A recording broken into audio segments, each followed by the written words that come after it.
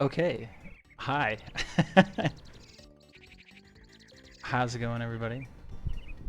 We have a small turnout, and that is perfectly fine with me because I am wonderfully unprepared.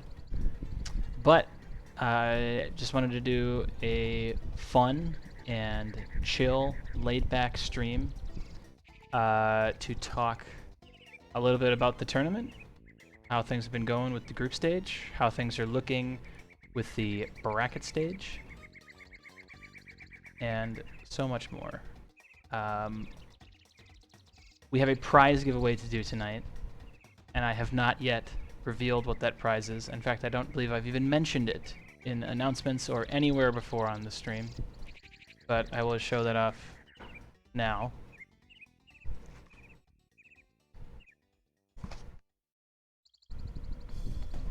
This is a steel bowl from Steel Sticks 64.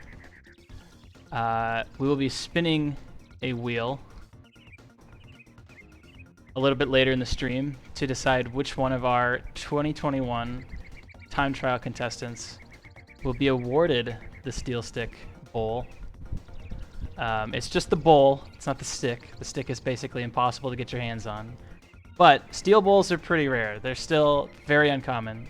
So I thought it would be a fun thing to give that away. I already have one. I have taken my name out of the pool.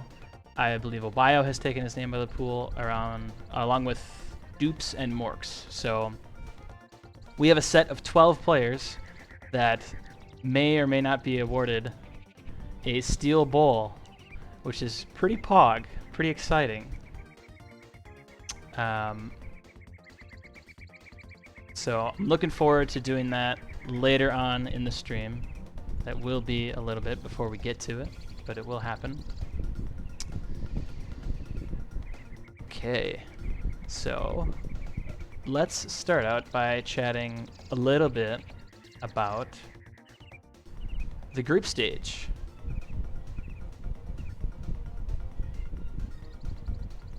So this was interesting. We have done a time trial tournament in the past.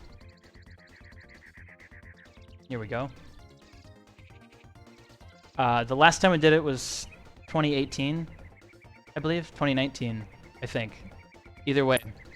It was a really, really intense tournament though, because that tournament was all one tries, and if you've been watching this tournament, we have allowed 3 tries per track for the players. So it's a little bit different. It's a little bit less tense. When we did one tries, it was like go, go, go. It was really, really stressful, and your picks were a lot scarier too, because if you haven't practiced that track in a couple months or something, you might find yourself in a lot of trouble. If someone picks Hot Top Volcano Plain or whatever, and you have to do it inbounds as drumstick or whatever the fastest might be. In some ways, that tournament led to a couple upsets, a couple surprises, but overall, we actually saw very similar outcomes to what we saw last time around. Last time, we also did all 13 matches, so this time we only went to 7, and that saved us a little bit of time with matches, made it a little bit faster to get through the group stage, and it'll make it faster to get through brackets as well. But let's have a look at some of these. I think the vast majority of these did end up 7-0, and a lot of that is because the difference in seeding for the group stage.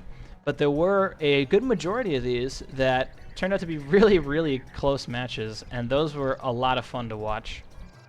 On all levels, the top level, the lower level, whatever level you're at, like, I love watching what can happen, especially at the lower level when people can pull out, you know, they can really pull out the clutch, and those matches are some of my favorites to watch. But let's look at Asbo Thish. This was a really, really good one that I loved. So I guess another preface. For fun, we have archived and kept track of every single player's times, all the tracks that were picked, the scores, the date, when it happened, everything. And that's mostly my fault. I'm a giant nerd for this stuff.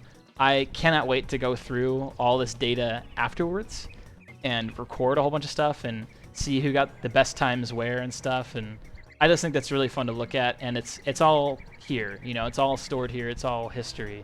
So it's just neat. You can look back at this in 10 years or whatever and be like, wow, look how awful these times were back then when we didn't know about Jungle Falls or Ancient Lake, Out of Bounds, Wrong Warp, you know, whatever it might be. Yeah, so this is I put a bit of work into this to make sure that everything would work pretty smoothly overall, and it's all archived here. This was such an interesting match to watch because I knew watching it that Fish would certainly have the majority pull in plane over Asbo, but hover was like the most contested part of this because Asbo's a car god, everyone knows that. But Fish has really good experience on both sides. So this was a really fun one to watch. We had Star City Car, Walrus Cove Hover, which I think Asbo has chosen that more than once in matches, which is very interesting to me. Ancient Lake Car, that's a really good pick from Asbo. Obviously, he's getting like a 41 here. I couldn't even get a 41 in my match today, so he's whipping out some hot times, no doubt. But we can see the difference in times. I mean, Fish is very consistent here with 45 and 46, but Asbo definitely had the car advantage at the end of the day. But Hover is where Fish pulled out a lot of victories as well as Plane. This one is really close, Walrus Cove Hover. Only under a second apart from the best times, which is pretty neat. Spaceport Alpha Plane, yeah, Fish definitely had the W here in all of his plane picks. But again, Hover, Fish had a crazy clutch here. I think Hot Tub Volcano Hover was an Asbo pick, and Asbo got this 122.51, which is a great time, but Fish literally had to PB to get the point here, and he did. He PB like a second and a half or something like that. It was insane to watch. So he got this 121.40, and I think that kind of sealed the matchup. So this was a really cool match, and I think it was one of the first ones we had that was so close in terms of chronology. I was noting earlier that Asbo has beat me on all plane flaps, but I have him on 3 laps. Nice. That's awesome. So yeah, what's not included here, I can go over to the main sheet, and you can't really see it here either. Here, we have a key for what vehicles picked and what has been banned. So when we look at this in the archived version, you know that red is car, we played this in car. Purple is plane, we played this in plane, etc., etc. Green being hover, and then gold being the ban. And that, sorry, chat disappeared. I had to fix that it was overlapping like that. It annoyed me. Chat's gone. No, it'll come back when we tape. Everyone spam something quick. It'll come back. So we can go ahead and hide this, and we can go explore one of these other matches. Ben versus Tarzan was a really fun one to watch. What's up, Aaron? How's it going?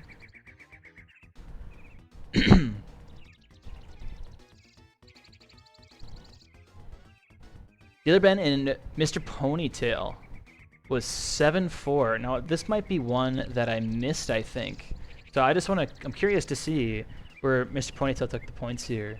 Certainly Car, Mr. Ponytail. Everfrost Peak Car, 104.26. I believe that was a PB in the 3-try that he did, so that was pretty hyped to watch. Hello, Plutato. Spaceport Alpha Car. This was really close, actually, considering Spaceport Alpha in car is one of the most miserable tracks, in my opinion, to play. And they did everything in order here. They did all car, then they did all the hover, then they all did all the plane, which is very curious. I don't think many matches have actually done that, so pretty interesting to see. Some Hot Top Volcano again. Ben taking the W there. Now I'm curious to see, Ponytail has 4 points here. What else did he take? Oh, he got another car pick in on Jungle Falls, where he got a 37.06, which is nuts. That is insane. Yeah. Don't give Ponytail his car picks. He will kick your ass. I think Mr. Ponytail got 2 world records today in car. I think he got Wimble Plains 3-lap in car, and I think he got Treasure Caves 3-lap. He got the first 37 in car on Treasure Caves for time trials. So the dude is absolutely cracked out of his gourd. He's completely insane. Total Chad. Whoops, I didn't mean to do that. Hide those rows. Thank you. What else do we got here? Dr. Fish versus Morks. Again, this is one of my favorite groups to watch. This was Obio, Asbo, Fish, and Morks. This was so nuts because there were so many interesting dynamics from player to player. I really was not sure how things were going to turn out, but they turned out really well, naturally, because it was so much fun to watch. Interesting lineup here with all 3 picks being plain, except for the one that is default plain. We did not play that one. Hover everywhere else. 4 cars, 4 hovers, 4 planes. So this was a really close match, and Morks pulled out the victory here. Fish won the first 2, both in hover, which is interesting because Morks at one point held the hover percent world record, so he certainly understands how to play the vehicle. But there is a difference between time trials and balloon race, naturally. Knowing how to play these tracks in balloon race is a lot harder than having blue balloons on your side and knowing how to get around the AI. I have no doubt that if this was an RTA hover race, I think Morks would have won more of these hover tracks. But overall, I think, yeah, he took Boulder Canyon in hover. I think that looks like all he took for hover, and Fish took the other 2. Oh, they played Haunted Woods as well. Where's Haunted Woods? Yep, Fish, Everfrost Peak.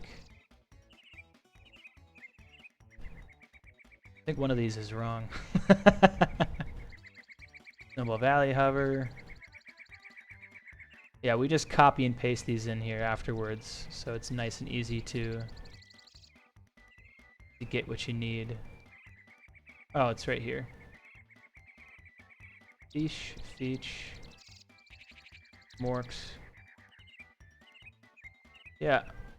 Oh, here it is. I'm dumb. Yeah, so Fish took 3 of the 4 hover picks. But Morks did take car. This was so close. Look at this. First attempt, Morks pulls out 141.58.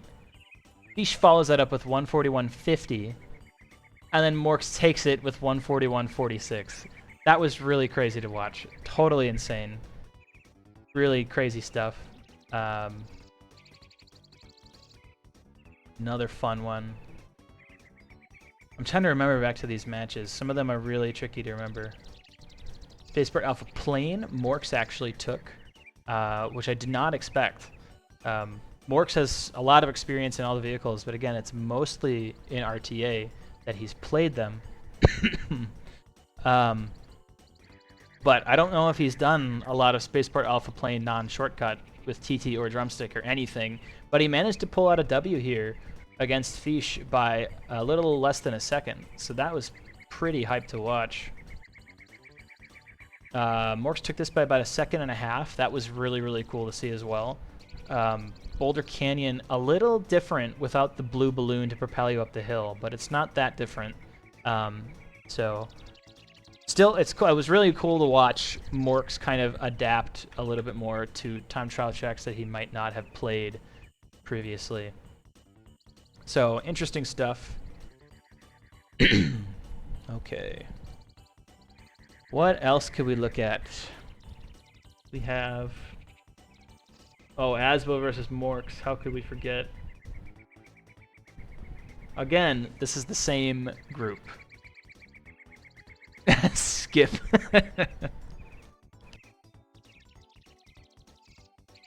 So, this is another really close one. Again, very curious because Asbo has played a lot more time trials than Morks, I think, but Morks has better control over all 3 vehicles, while Asbo is mostly a car main. Yeah, Fish, you did take a point from Obaya. That was pretty hyped to see when I saw the score afterwards. Having a look at some of these times here. Yeah, Asbo took a Jungle Falls hover on Morks here, which I did not expect, actually. That's really cool to see. Morks took Snowball Valley by about a second and a half. Asbo took Walrus Cove hover again. So yeah, honestly, I think the difference between your RTA understanding and your time trial understanding is really important in this tournament format. Really, really hard to know everything at the same time. But Fish has done a lot of time trials himself, and he knows what the best strategies are. I think he's probably a little more consistent at getting them too every now and then. Morks did take Hunterwood's car though, which is surprising in this matchup with a 46-28. Asbo being the car god that he is. I myself experienced the joy of Haunted Woods today. Could not get a good time down, so I totally know where this comes from. But yeah, 46-28 is a good time, tying some of mine from today. Yeah, Hunterwood's car is very inconsistent, very hard to pull off. So this was interesting to see matched up like this. Of course, Crescent Island car, Asbo is very, very good at as well, very consistent at. But Asbo took the last two hover tracks, which I did not see coming, and I believe Morks was actually a little upset about his picks here, because he had control over this last pick, or I can't remember, maybe yeah, he had the control over these last two picks, and he went with hover for both of them. And I think he thinks now he should have gone for plane. Yeah. So yeah, certainly interesting. It's really hard in this format, I think, to look at, you know, your available tracks and say, what's the best pick against this player right now? It's a very uncomfortable balance between what are you good at, what are they good at, and what do you want to take away from them. So these are some of my favorite matchups to watch. Oftentimes the group stage, since it's seeded this way, ends up being, you know, your 7-0 matches. That's usually how it turns out. But to see some of this stuff in the group stage is really, really hype. So hats off to these players. We are all done with this for the time being. And we'll continue adding to this once we get to brackets. So we'll put a huge red bar here. This is where the end of group stage lies. So a lot less matches, still a lot of matches, but a lot less matches than we did during the triathlon this past winter and fall. So pretty excited about getting to do a tournament that's, you know, not hundreds and hundreds of matches like we did with the triathlon, and it went well. I love keeping track of stuff like this, even though it's a lot of work and takes a lot of time. It's very fun for me. I will be looking at this for years to come, just out of curiosity. The tough part about Morks' match is having zero clue where he is good. Yeah, exactly, because a lot of people will study other players' timesheets off the website, and if they can't, if there's no times on there, like in Morks' case, well, you're in a different situation then. You're not going to be able to know exactly where they are strong or where they are weak. So definitely curious. Okay, next up, I want to have a look at our upcoming bracket.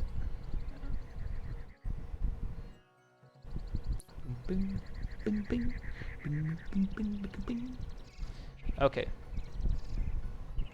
Well, that's actually fine. We can keep it the way it is. Yeah, we'll keep it like that. Cool. Okay. I don't know why this T is here. I can't edit this. There's a T. Somebody add Obio. All right.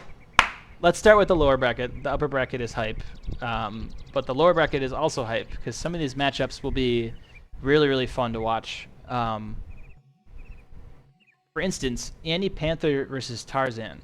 Now, Andy has been playing this game for a very long time and has proficiencies in all three vehicles, without a doubt.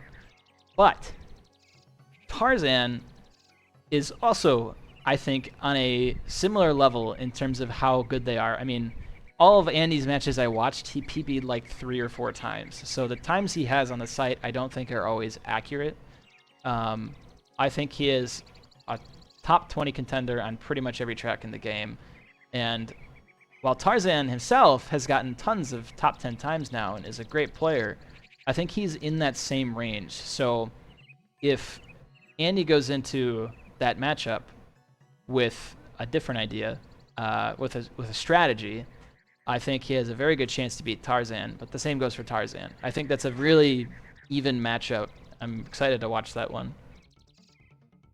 Mr. Ponytail and Brandino will be very curious as well. Without a doubt, MPT can probably win the car tracks, but how will he fare in plane or hover? Now, Brandino played in the hover percent on Diddy's dump truck ass in the triathlon tournament, so he has some experience in hover, and I believe it's actually his favorite vehicle. So. Yeah, exactly, Fish. A lot of these newer players really, they know what they're doing. They've been kicking butt, so.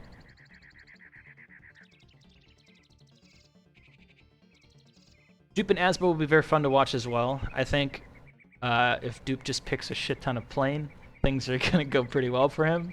But we'll see how it turns out. Dupe is a very new time trialer himself, I believe, so he has played a little bit here and there of a few different tracks, but that's not. He's been playing a lot of RTA as well, and he plays other games. You know, he plays SM64 and stuff as well. So he's got split interests, but he's still a really good player who has a good grip on the mechanics, and I think it'll be very curious to see how this match goes, since I think almost all of these can be upset with picks. Like, Peegs is a good player. She is nothing to sneeze at. Don't underestimate anybody in this tournament because they all have their specialties, and if they make the right picks, if they have the right strategy, things will go crazy. So super excited to see some of these. Yeah, Dupe plays like every day, if not every other day.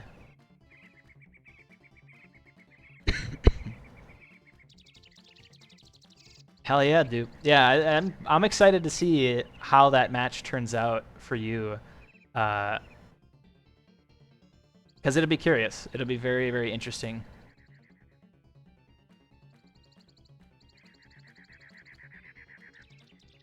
I'm going to see if I can't make chat a little bit more readable on the black background.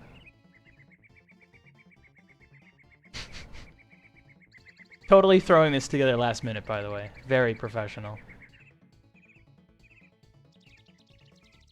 Anywho, let us go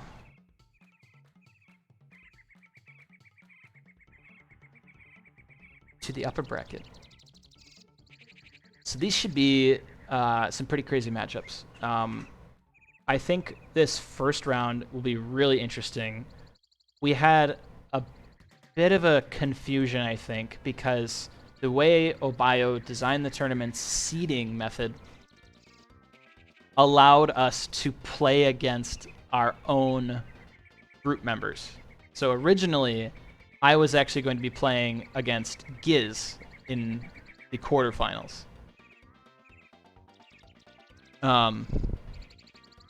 So while I love playing against Giz, he's very, very good. He's very strategic about his picks and stuff. I already played him, and I haven't played Ben yet. So it makes a little bit more sense to switch these up, you know, after the fact and say, hey, let's play people from the other groups. So I'm excited to play Ben. And the Giz-Obayo matchup will also be really interesting. I believe they played in the last tournament, and Obayo beat Giz, but both of them have their own strengths. Like, Obayo, we all know, is a killer plane player, but so is Giz.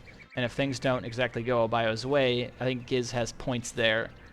And Giz has a lot of points in other car tracks as well. Like, just today, when I played it against Ancient Lake, I kind of knew immediately that he was going to win that pick. Because although Ancient Lake is really short and easy, you know, it's like the most played track in the game, Giz is better than me at it, period. Like, he's going to take that win. So, without a doubt, I'm excited to watch the Obio-Giz match. I think Giz has picks he can make that could be quite the upset. We'll see how it turns out. Bandau and Psychedelic Joey. I think that'll be an interesting matchup too. Bandau is a really good player who has been playing for a super long time. He's got a lot of different specialties, I feel. He's got tracks where he's extremely good, and then I think there's probably other tracks where that might not be the case. And that can be scary going up against Joey. Joey has been sprinting, jogging, walking around Timbers Island for months now, grinding time trial times to make it to the podium. He's going for top 3. It's actually been a lot of fun to watch him climb and see his rank count go up and up and up. So it's going to be very hard to sneak underneath Joey here, but Bandau's a good player, so you never know what's going to happen here. Fish valiantly said yes to the reordering of the groups and is going to be going up against Kves. Kves, number 2 in the world, may very well be soon number 1 in the world. One of the only players to ever get anywhere near Nordic's average finish number. He has seriously advanced this game, forced it to evolve with like an evolution stone, like a firestone or something. Like, he's an insane player. So Fish going up against him, it's going to be pretty interesting, but I think Fish will have a good time. I think he'll pick tracks that he knows he's strong in. And I don't know, Fish took a point against Obio, and Obio is also one of the best players in the world at this game. So super hype stuff. Excited to watch it. And then myself and Ben. Ben can be spooky. Ben can be sneaky. Ben's a very good player as well. He has experimented with all sorts of things in this game. And I'm very curious to see what he does against me, because I have no idea what to do against him. I think I was talking with...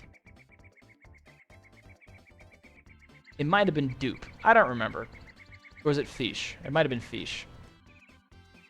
Ben, picking against Ben is interesting because he's done so many weird things that are like non-standard. You're not really sure where his strengths lie. So I don't know what I'm gonna do there. Yeah, be ready for Spaceport Car. I might just take the ban just to save myself from Spaceport Car. Who knows, man? Ben's really fun to play against though. He spits memes like nobody's business. It's very, very fun to watch. So that is the upper bracket. I'm super hyped for it. I hope everybody else is super hyped for it, because when all is said and done, our top 4 players will be getting a piece of the prize pool. And I do have somewhere in this mess of a desktop the actual total amount that has been donated by all of you lovely, lovely people. I do want to take a second and say thank you guys so much again. I cannot believe the dollar amounts that we've received. It like makes absolutely no sense how much is in there. But again, half of that total will be going towards the website. Right now, it's about $300 that is being donated to help support the website. Super, super awesome. I feel like before this tournament, donations have certainly just kind of come out of thin air from players who are being generous, but being able to help run this Twitch channel, help run tournaments, and donate myself, I'm just really excited that we kind of have had this opportunity to help raise some money for the website and help support Mike. He is an excellent web manager, web designer, whatever you want to call it. I don't know his exact occupation, but he's a god with running our website. He is the man behind the mask. He runs the whole thing, and he kicks ass. So, shout outs to Mike. So, if it's 50%, you might have imagined, that's about $300 that goes to the rest of the prize pool. First place gets 50% of that, second place gets 25%, third gets 15%, and fourth gets 10%. So, you can do all that math yourself. We'll talk dollar amounts some other time. There are other prizes to give out right now. So let's do that.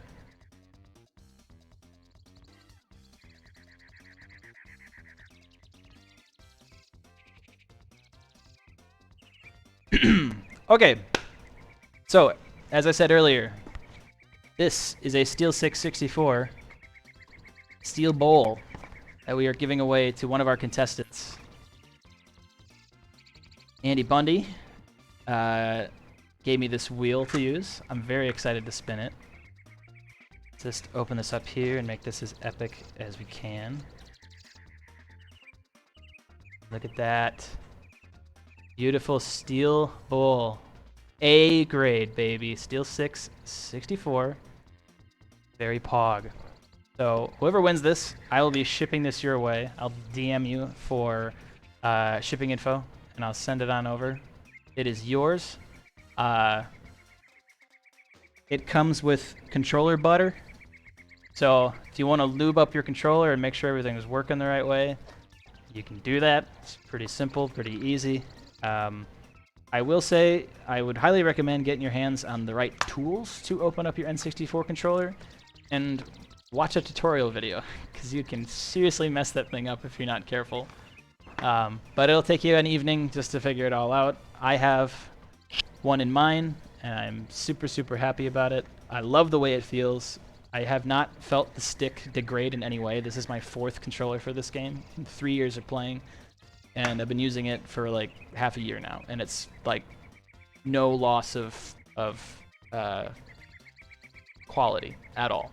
So, without further ado, let's spin the wheel, shall we? Again, I am not included in this. Obio is not.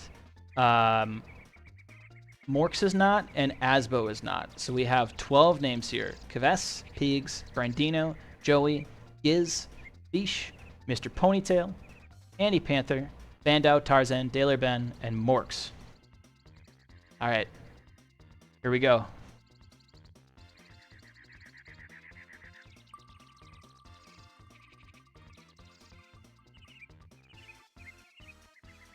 Oh!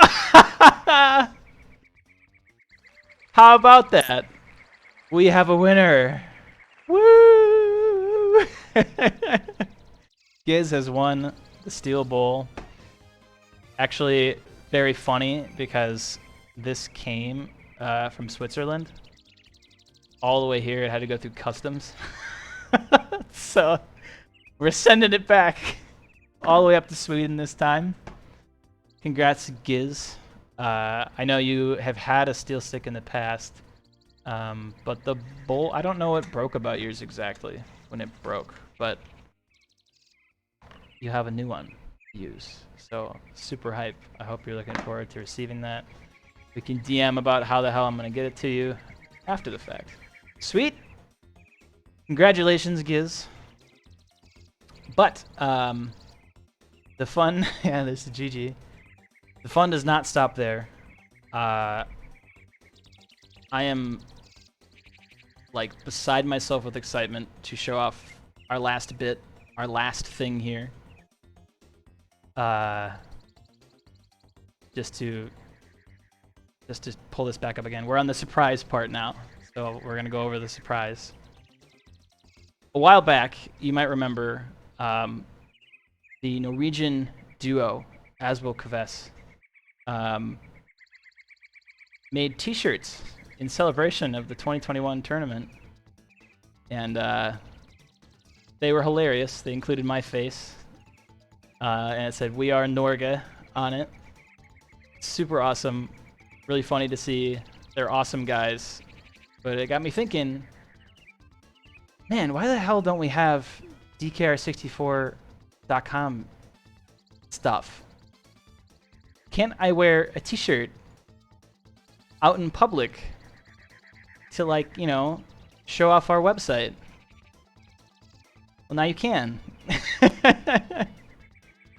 Welcome to the DKR64.com merch store. We have a variety of fun things that you can order. I have already taken the time to order some stuff. So I have the 47 Balloons shirt here. I thought it was a super simple, fun design to go with.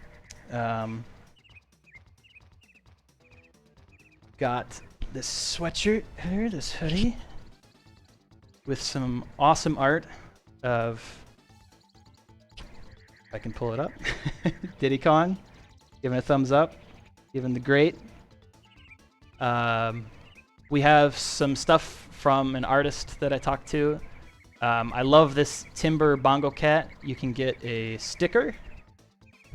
You can get the Timber Cat sticker, or you can get Crunch holding an N64 controller, looking quite confused. I think Obaya will probably really enjoy that one.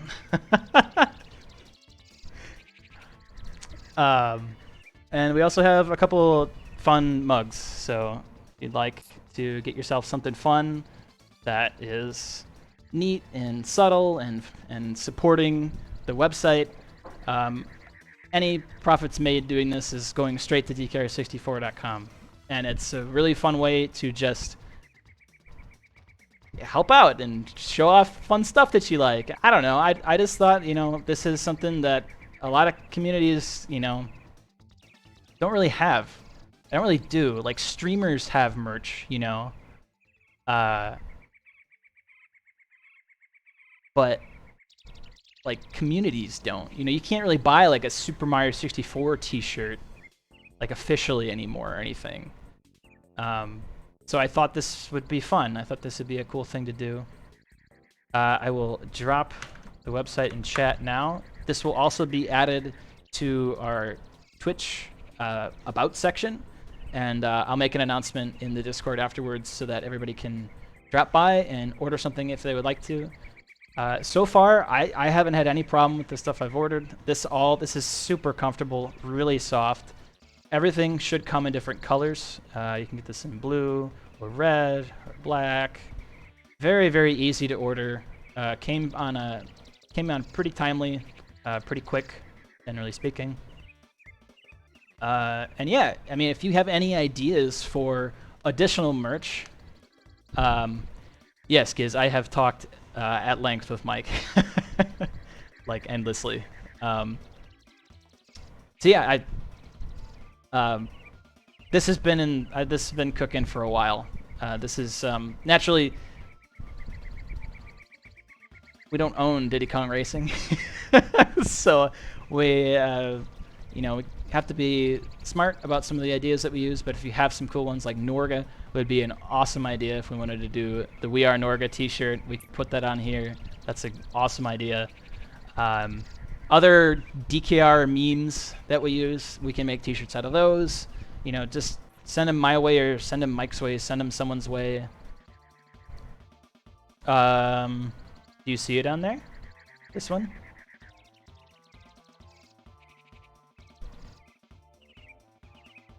Or nah? This I added like 5 minutes before the stream, so yes. So this might interest some other people in chat that stream Diddy Kong Racing and want to help support the website. I totally redesigned our logo.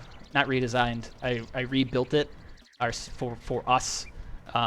Prior to this, we were using the fonts that belong to the game, like, you know, like literally like ripped from the game.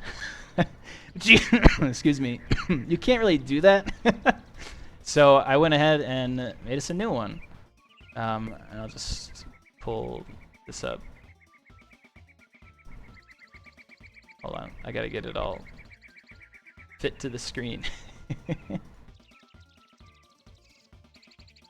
There we go.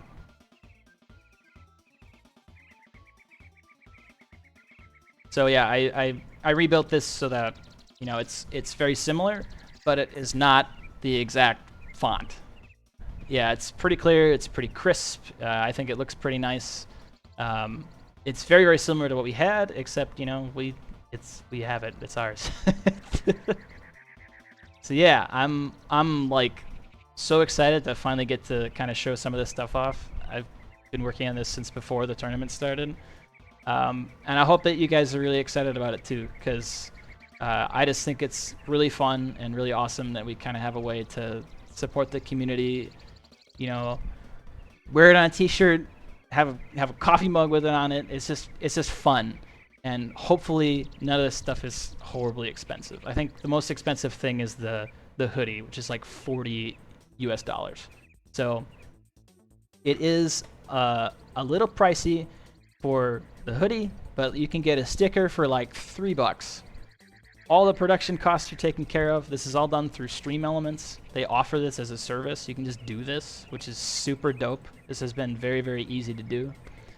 And yeah, Fish, I can certainly send this out to people who want to use this on the stream. Thank you, Fish. Yeah, I just, this has been such a cool tournament. I love the community. I love, all the work that everyone does. Like, I have done a lot of restreams, but everyone else on staff, everyone else working, has put in so much time. Obio has been very consistent and very rigid on the rule set, which makes this really competitive and also really fun at the same time. So shoutouts to Obio for organizing the tournament. Shoutouts to our awesome staff, Morks and Dupe, Brandino, for helping carry restreams. It's been super nice of you guys to help out. Serious question. Shoot. Give it to me.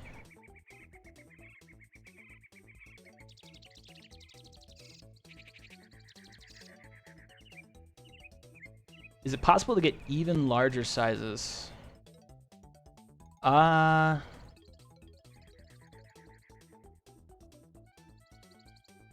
It might be, yeah.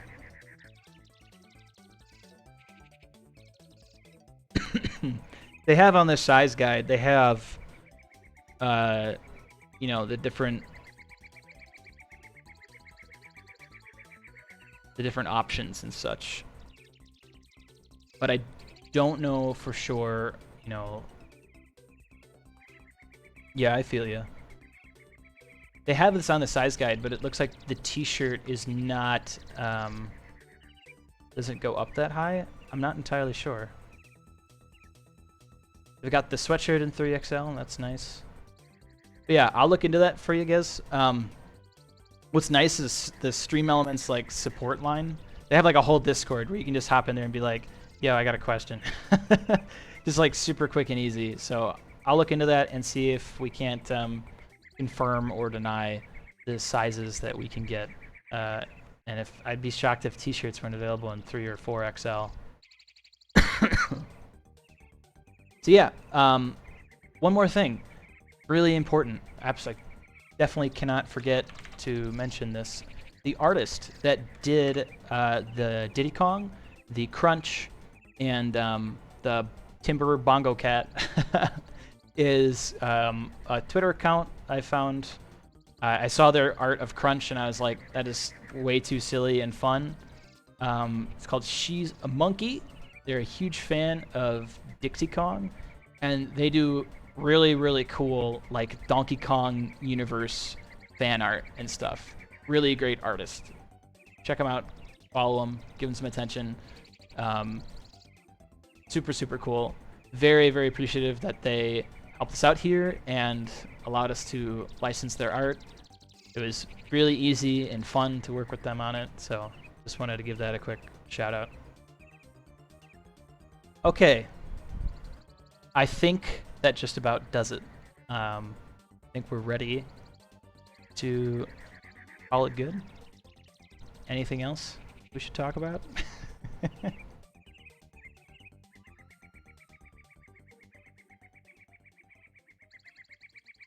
I don't think so. I think that's everything.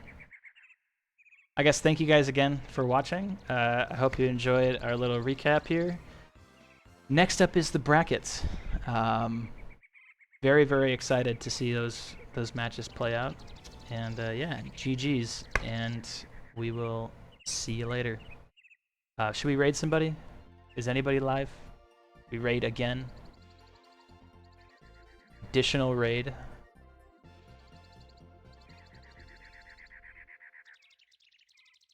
Anybody in chat got a raid? Got nothing.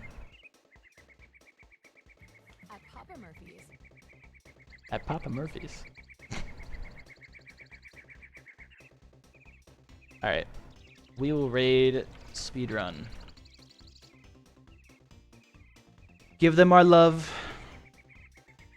Rep the merch. Rep the site. Rep the community. Love you guys. And we'll see you around.